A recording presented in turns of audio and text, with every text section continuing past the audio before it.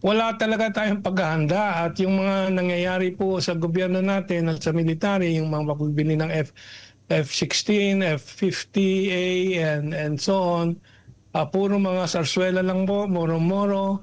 At sa bigas lang po, kulang-kulang po ang ating inventaryo. Pati yung mga naitabi ng NFA for any disaster, for any crisis, inilalabas nila for the 20 peso rice charade ni BBM.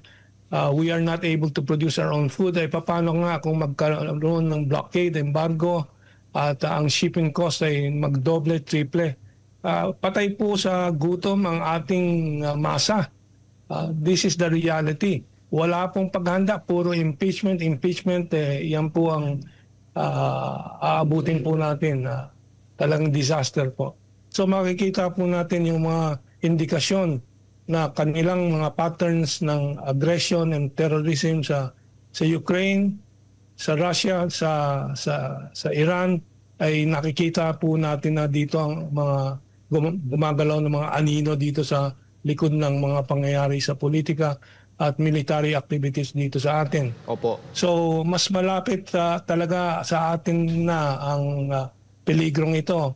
Opo, habang nakatutok ang siguro karamihan sa ating mga kababayan dito nga sa impeachment laban kay Vice President Sara Duterte, marahil hindi alam ng lahat na may kaguluhang nangyayari ngayon sa Israel, sa pagitan ng Israel at Iran. At ito'y talagang lumalala at tumitindi, Kamentong. Ang Israel, kasalukuyang nasa digmaan nga laban sa Iran, kung saan yung Iran ay naglunsad nga ng, kumalala natin, ng mahigit 1,000 missile dyan po sa Israel na nagdulot, nag-apila nga itong Israel sa Estados Unidos na makialam sa digmaan. At may ulat din na ang Pakistan ay nangakong susuportahan ang Iran sa pamamagitan ng paggamit nga ng kanilang mga arsenal na mga nuklear kung sakaling pumasok, makialam itong Amerika sa digmaan.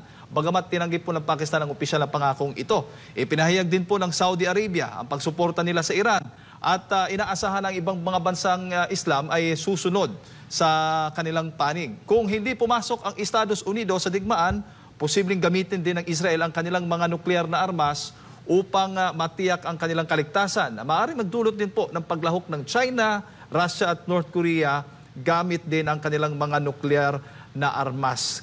Ano ba ang nakikita po ninyo sa sitwasyon na ito dyan po sa Middle East, Kamentong?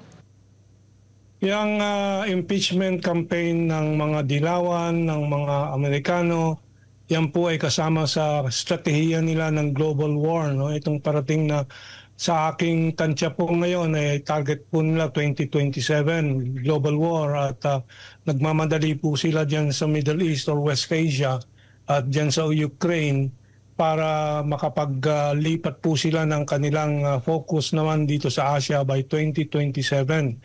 Kaya po yung impeachment na yan and all this imbroglio dito sa loob ng ating mainstream media at sa ng ating mga politiko, panlis po yan dito sa peligro na kinahaharap po ng bayan po natin.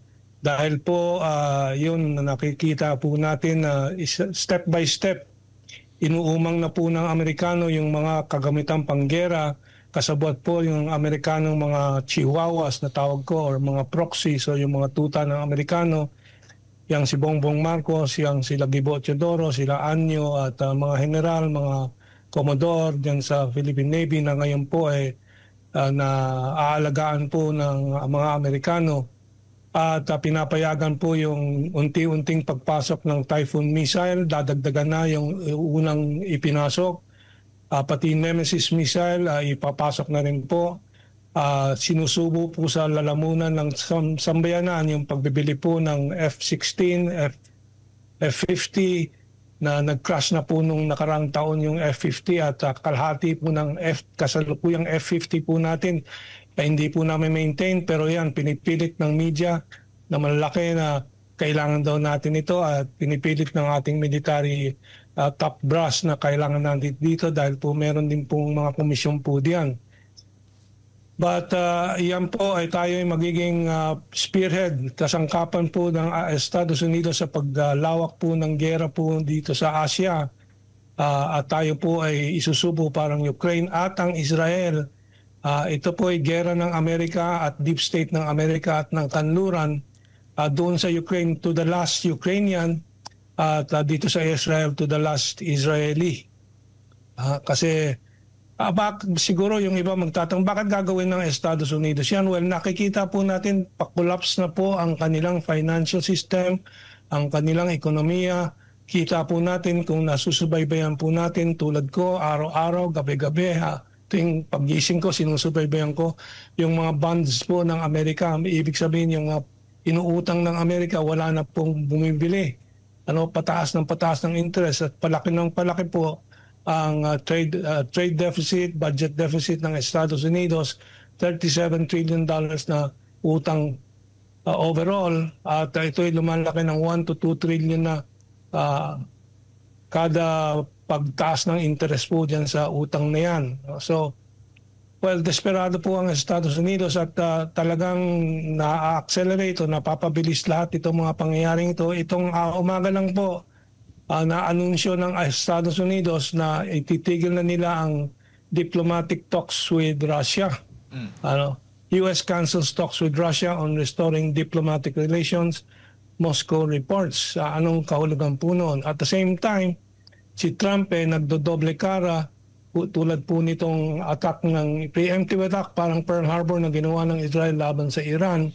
Kung nagkunwari si Iran at si Israel at si Trump na nag-peace talks si Trump with Iraq, tapos biglang sinugod po ng Israel ang Iran, assassinations and so on.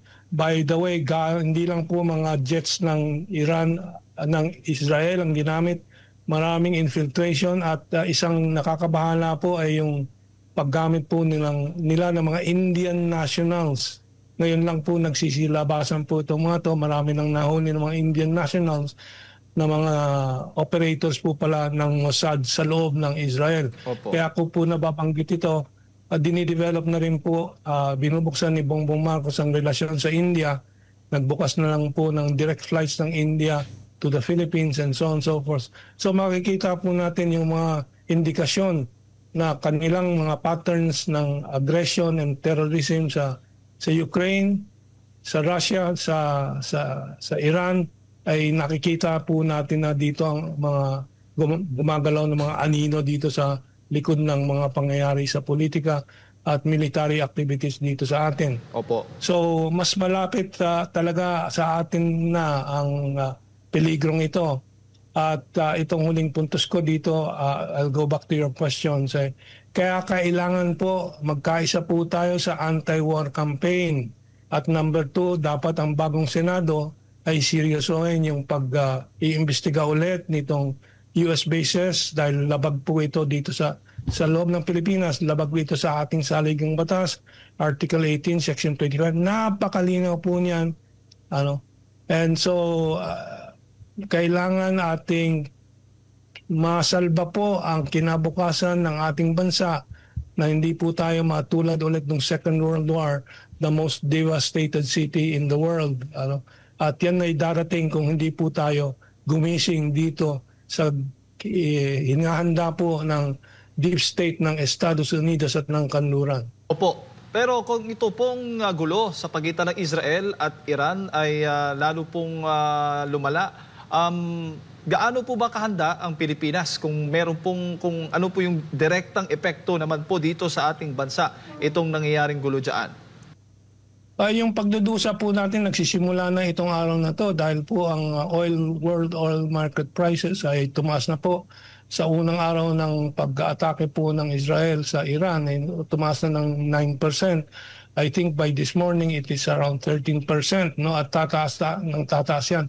I think the world market price today is around $70 pero expected na umakyat po yan ng $130 per barrel of oil at baka 150, 200 kung tuloy-tuloy po itong paglala. And we can expect that this will go on for the next 2 weeks, 3 weeks or 4 weeks hanggang sumabog po at umabot po ito dito sa atin. Opo. So we have to take moves talaga to stop the American proxy war po dito sa Asia by kicking out the US bases from our land.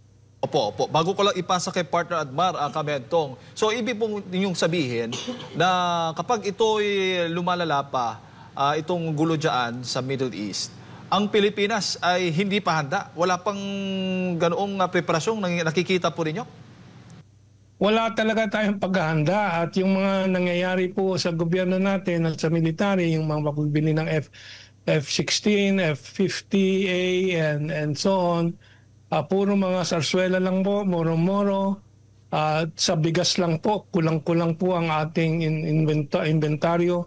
At pati yung mga naitabi ng NFA for any disaster, for any crisis, inilalabas nila for the 20 peso rice charade ni BBM. We are not able to produce our own food. Paano nga kung magkaroon ng blockade, embargo, at ang shipping cost ay magdoble, triple? Patay po sa gutom ang ating masa. This is the reality. Wala pong paghanda, puro impeachment. Yan po ang aabutin po natin. Talagang disaster po.